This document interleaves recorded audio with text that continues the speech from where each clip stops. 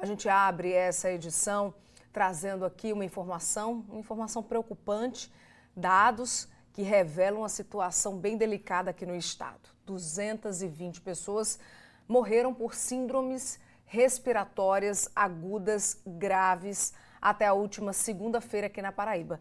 220 mortes só este ano.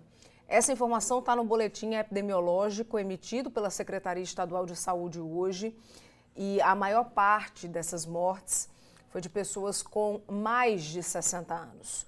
Outras 19 mortes seguem ainda em investigação. Esse documento também registrou um aumento de 17% no número de pessoas com síndromes gripais com relação a esse mesmo período, só que no ano passado.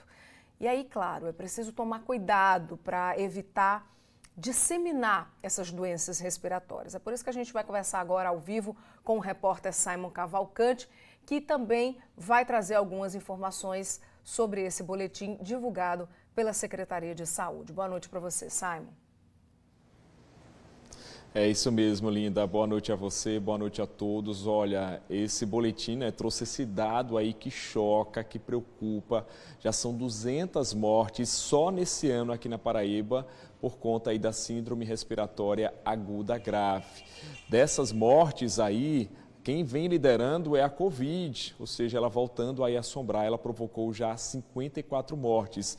Em segundo lugar, vem a influenza com 40 óbitos. Então, isso chama a atenção. Lembrando que ainda tem outras 19 mortes que estão sob investigação, ou seja, esse número pode aumentar. Até agora, o Estado já notificou 1.894 casos da síndrome. Fazendo o recorte aí do público mais vulnerável, olha só, as crianças de 1 a 4 anos já são 128 casos confirmados, não são notificados não, essas aqui já têm confirmação. O mesmo acontece aqui com as pessoas entre 50 e 69 anos, outro grupo aí considerado vulnerável, E já são 137 casos confirmados. Então, diante desse cenário, para trazer algumas orientações importantes, eu vou conversar agora com o doutor Alexandre Araruna, ele que é pneumologista. Doutor Alexandre, a gente vê aí, eu citei aí duas doenças que vêm aumentando, provocando mais mortes aqui no estado, Covid e influenza. E aí o que nos assusta é saber que a gente tem essa vacina e muita gente está deixando de lado, não está entendendo a gravidade que elas podem levar à morte, não é isso? Boa noite. Boa noite, Simon, boa noite a todos os telespectadores. De fato, a doença por si só ela é agressiva, não só o resfriado, mas a gripe, a influenza e o Covid. Quando a gente sabe que a vacina é um protetor, é essencial as pessoas agora buscarem saber se estão atualizadas nestas. Também, idealmente, as pessoas sintomáticas respiratórias, das mais simples, um nariz que escorre, uma garganta que dói, uma febre, algo mais simples, na maioria das pessoas vai ser inocente. Mas vejo os dados que crianças, de forma especial, também como os adultos, acima dos seus 50, 60 anos de idade, estão os dados em que está gerando a letalidade dessas pessoas, se são não portadores de doenças crônicas, tem que tomar cuidado com a vacina, em ambientes que eventualmente saibam. Essas pessoas podem estar sintomáticas e se eu sou do tipo mais frágil, por exemplo, eu vou protegido com a minha máscara. Não custa nada, às vezes, no consultório médico, no supermercado, em ambientes fechados, porque ali está a hora da transmissão. Às vezes, quem está ao nosso lado são pessoas que não têm qualquer sintoma respiratório que eu possa perceber. Mas se eu sou do time frágil, por exemplo, que não estou vacinado, que eu tenho doenças crônicas, eu, de forma especial, devo me proteger, idealmente. Ou seja, então, aqueles cuidados que a gente teve que se habituar na pandemia, em alguns casos já é bom retomá-los, como, por exemplo, a higienização das mãos, evitar tocar as mãos, tiver em local público também sempre procurar o álcool em gel.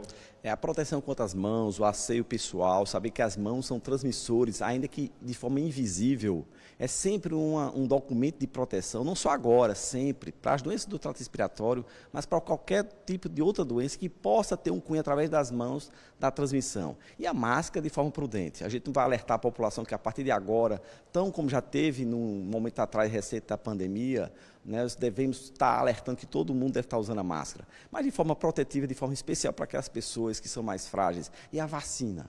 A vacina, sim, é sempre um mote de proteção. A gente está falando da vacina da gripe, que teve e está ainda correndo nos postos de saúde. A vacina do Covid, que a gente sabe que está mudando o tipo a cepa do germe, mas então ele está se recuperando a sua forma e volta, não da forma intensa previamente, como já apresentou-se, mas de novo as formas com que são possíveis, inclusive com a ótica da letalidade. Doutor Alexandre, a gente sabe que os sintomas dessas doenças são muito parecidos, mas quais são aqueles que acendem o sinal de alerta e que exigem que a gente procure, né, uma unidade de saúde o mais rápido possível?